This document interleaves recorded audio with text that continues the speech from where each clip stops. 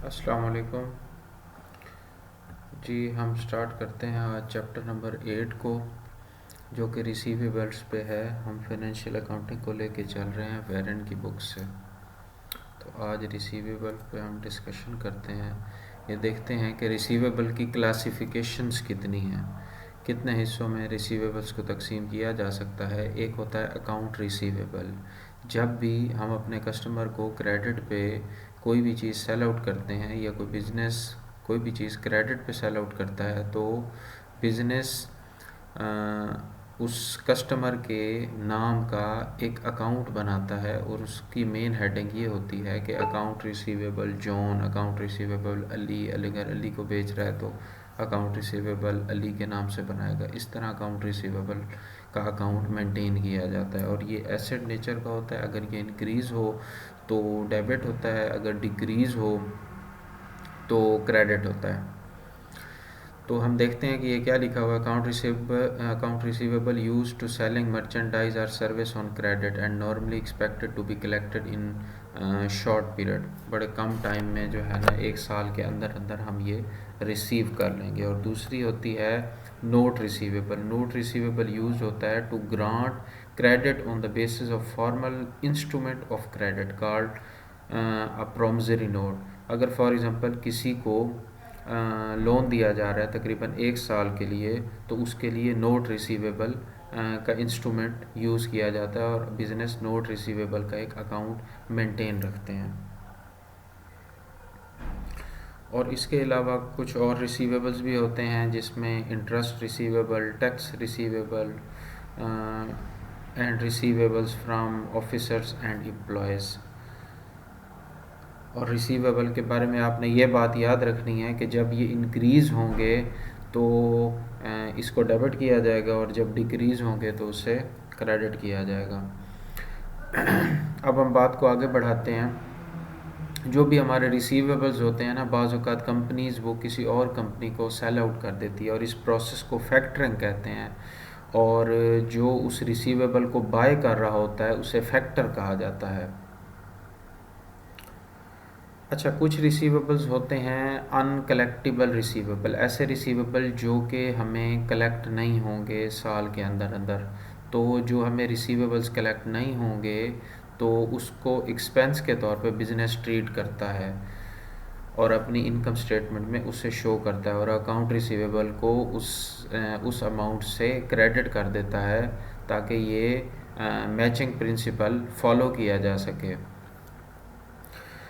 अनकलेक्टिबल receivable को deal करने के दो मेथड्स हैं, एक अलाउंस मेथड और एक डायरेक्ट राइट ऑफ मेथड। सबसे पहले जो पहला मेथड है अलाउंस मेथड, हम उसको देखते हैं कि इसमें क्या है और इसको किस तरह लेके चलेंगे। इसके तहत जो जर्नल एंट्रीज़ होंगी वो किस तरीके से होंगी। तो पहला पॉइंट ये है, this method is consistent with the matching principal, यानी करंट ईयर के एक्सपेंसेस को करंट ईयर के रेवेन्यूज़ के साथ मैच करना मैचिंग प्रिंसिपल कहलाता है। तो ये अलाउंस जो मेथड है ये मैचिंग प्रिंसिपल को फॉलो करता है, उसी के मुताबिक है। लेकिन जो डायरेक्ट राइट ऑफ मेथड जो हम बाद में जाके पढ़ेंगे वो मैचिंग प्रिंसिपल के मुताबिक नहीं है, वो उससे कंसिस्टेंट नहीं है, उसको फॉलो नहीं करता। दूसरा पॉइंट ये है कि management makes an estimate each year of the portion of account receivable debt may not be collectible. Management हर साल एस्टीमेट करती है कि इतना रिसीवेबल का इतना पोर्शन हमें रिसीव नहीं होगा और उस अमाउंट के अगेंस्ट एक अलाउंस क्रिएट किया जाता है। यानी दो किस्म के अकाउंट हम मेंटेन रखेंगे। एक तो ये कि जो हमें रिसीव नहीं हो रहे वो हमारा एक्सपेंस है, उसको हम नाम देंगे अनकलेक्टिबल अकाउंट्स एक्सपेंसेस, उसको डेबिट करेंगे अगर वो इंक्रीज़ होगा। और दूसरा एक अकाउंट बनाया जाता है अलाउंस फॉर डाउटफुल डेट्स, इसको हम क्रेडिट करेंगे अगर ये इंक्रीज़ होगा, अगर डिक्रीज़ होगा तो इसको डेबिट किया जाएगा। ये अलाउंस मेथड की खासियत है कि हम जब भी अलाउंस मेथड को फॉलो करेंगे तो अलाउंस फॉर डाउटफुल अकाउंट का एक अकाउंट हम मेंटेन करेंगे और उसको क्रिएट करेंगे और ट्रांजैक्शंस उसमें करेंगे। लेकिन डायरेक्ट राइट ऑफ मेथड में ये जो अलाउंस का अकाउंट है इसको नहीं बनाया जाता, मज़ीद आगे जाके आपको समझ आ जाएगी। अभी फ़िलहाल हम अलाउंस मेथड को लेके चलते हैं।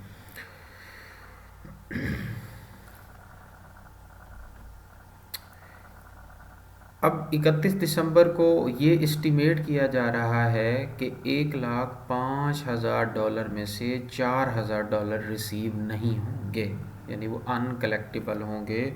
तो इसकी क्या एंट्री करेंगे अलाउंस मेथड के साथ? इसकी एडजस्टिंग एंट्री ये होगी जो हम 31 दिसंबर को कर रहे हैं। अनकलेक्टेबल अकाउंट एक्सपेंस को डेबिट किया जाएगा और क्रेडिट किया जाएगा अलाउंस फॉर डाउटफुल अकाउंट या डाउटफुल डेट। अब आप ये देखें कि जैसे कि मैंने आपको पहले बताया कि ये एक्सपेंस होता है, क्योंकि हमें ये रिसीव नहीं होंगे तो इससे business as a expense treat करती है, इसीलिए इसे डेबिट किया जा रहा है अनकलेक्टेबल अकाउंट एक्सपेंस को, और इसे हम इनकम स्टेटमेंट में शो करेंगे एक्सपेंस के तौर पे। और जो अलाउंस फॉर डाउटफुल डेट है इसको क्रेडिट किया जा रहा है। ये अलाउंस क्रिएट किया है अलाउंस मेथड को फॉलो करते हुए, लेकिन डायरेक्ट मेथड में अलाउंस फॉर डाउटफुल डेट को नहीं बनाया जाता, इस अकाउंट को मेंटेन ही नहीं किया जाता।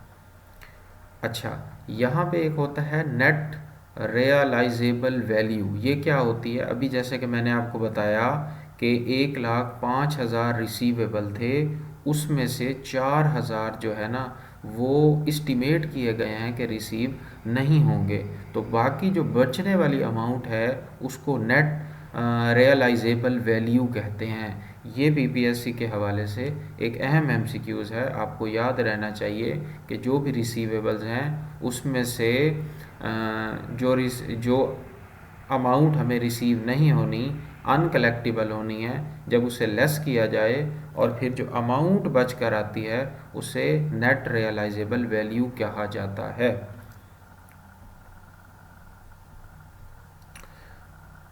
अब हम देखते हैं 31 दिसंबर को हमने ये एस्टिमेट किया था कि 4,000 के जो डेट्स हैं, 4,000 की जो रिसीवेबल हैं वो हमें नहीं होनी। अब तब हमने सिर्फ एस्टिमेट किया था, लेकिन 21 जनवरी को हम ये देख रहे हैं कि $610 हमें एक्चुअल में अब रिसीव नहीं हो रहे। अब वो पॉइंट है कि आप अकाउंट रिसीवेबल को $610 के साथ राइट ऑफ करें, $610 के साथ क्रेडिट कर दें, और जो अलाउंस आपने क्रिएट किया था 4,000 का उसको हम डेबिट करेंगे, वो डेबिट हो जाएगा। ये वो पॉइंट है कि अकाउंट रिसीवेबल जब आपको रियलाइज़ हो जाए कि अब ये पैसे बिल्कुल नहीं मिलने वाले, तो तब जाके अकाउंट रिसीवेबल को क्रेडिट किया जाता है। लेकिन डायरेक्ट राइट ऑफ मेथड में ऐसा नहीं है।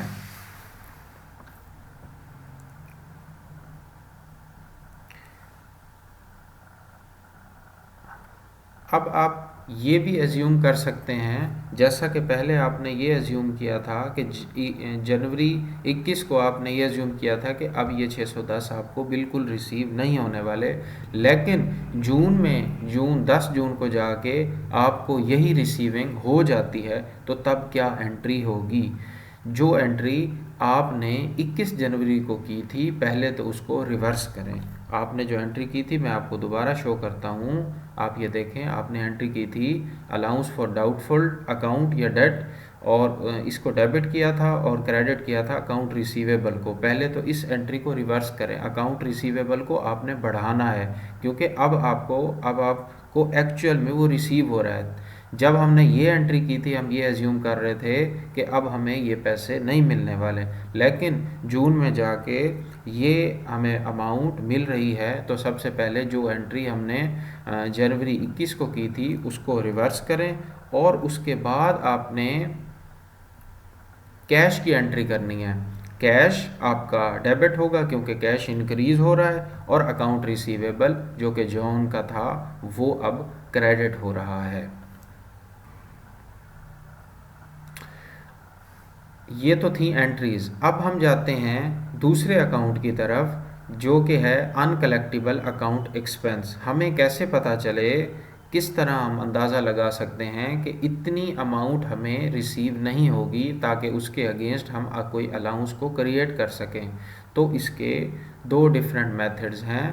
पहला ये है estimate based on the percentage of sale. If credit sale for the period are 3 lakhs and it is estimated that 1% will be uncollectible, हम ये एज्यूम कर रहे हैं कि 3 लाख की अकाउंट रिसीवेबल है, क्रेडिट सेल हुई है और उसमें से 1% हमें रिसीव नहीं होगा, तो हम इसका अलाउंस क्रिएट कर रहे हैं। और इस दूसरी एक तो अलाउंस हम क्रेडिट करते हैं, दूसरी साइड पे अनकलेक्टिबल अकाउंट एक्सपेंस जो कि 3000 बनेगा, वो इस फार्मूले के तहत और वो इस इस्टीमेशन के तहत हमने कैलकुलेट किया, जो कि ये थी कि जितनी भी हमारी रिसीवेबल हैं उसका 1% हमें कलेक्ट नहीं होगा, तो हम उसे अनकलेक्टिबल अकाउंट एक्सपेंस ट्रीट कर रहे हैं और इसे हम इनकम स्टेटमेंट में डालेंगे एज अ एक्सपेंस।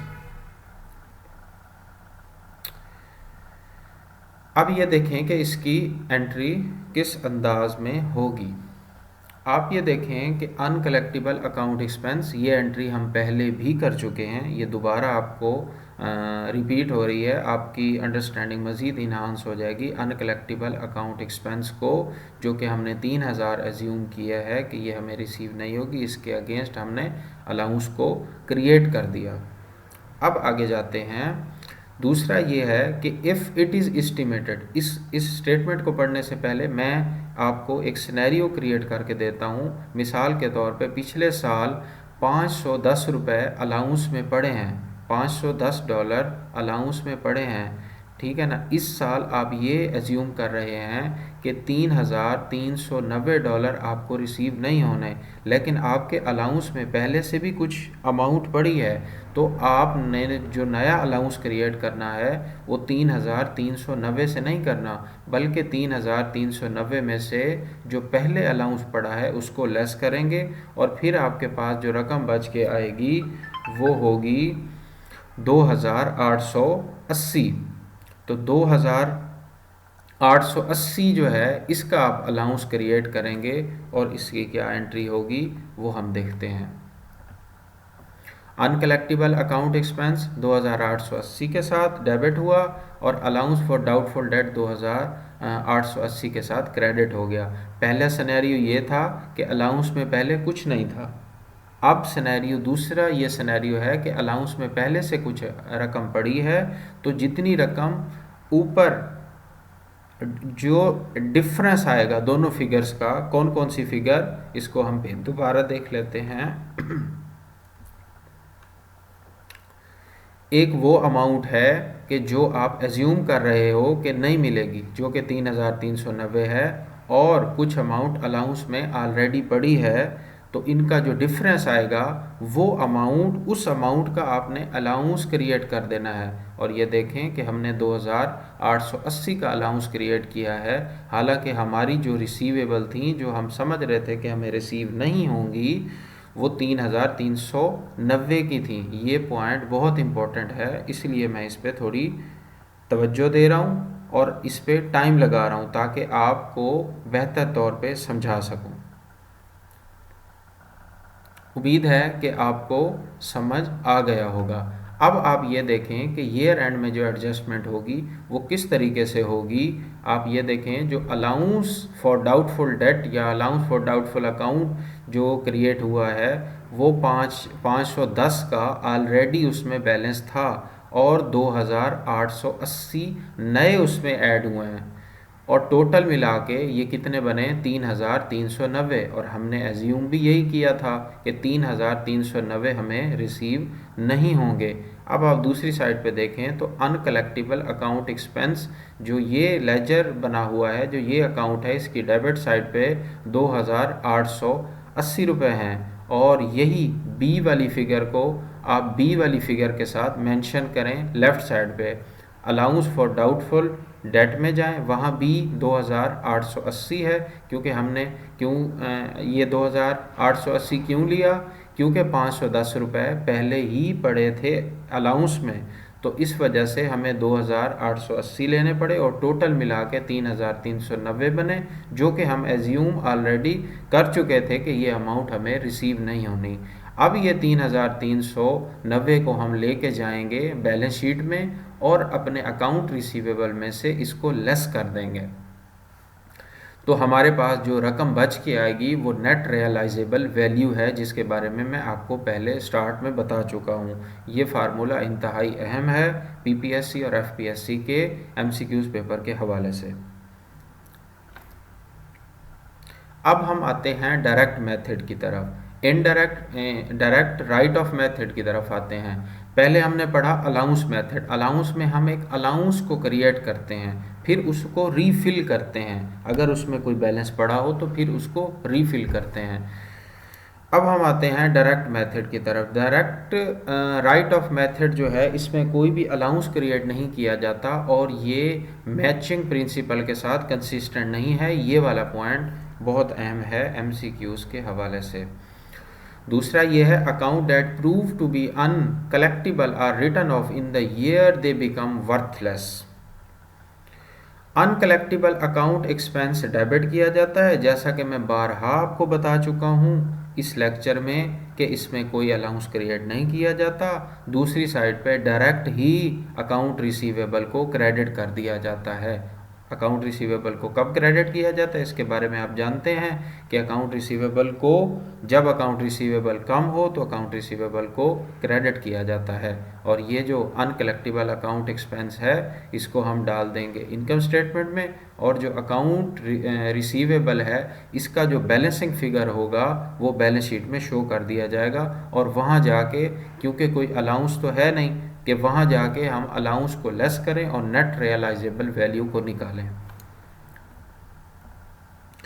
अब आप देखें कि इसकी एंट्री किस अंदाज में होगी। अगर हम ये एज्यूम कर रहे हैं कि 420 रुपये हमें नहीं मिलेंगे, हम ये इस्टीमेट कर रहे हैं डायरेक्ट राइट ऑफ मेथड में, उसकी एंट्री इस तरीके से होगी। अनकलेक्टिबल अकाउंट एक्सपेंस को डेबिट करेंगे और अकाउंट रिसीवेबल जो कि रॉस का है उसको हम क्रेडिट कर देंगे। ये डायरेक्ट राइट ऑफ मेथड था। अगर यही सेम एंट्री हम कर रहे होते अलाउंस मेथड में तो हम इस तरीके से करते कि अनकलेक्टिबल अकाउंट एक्सपेंस को डेबिट करते और नीचे हम क्रेडिट करते अलाउंस फॉर डाउटफुल डेट। हम वहाँ पे अलाउंस को क्रिएट करते, लेकिन यहाँ पे अलाउंस को क्रिएट नहीं किया जाता।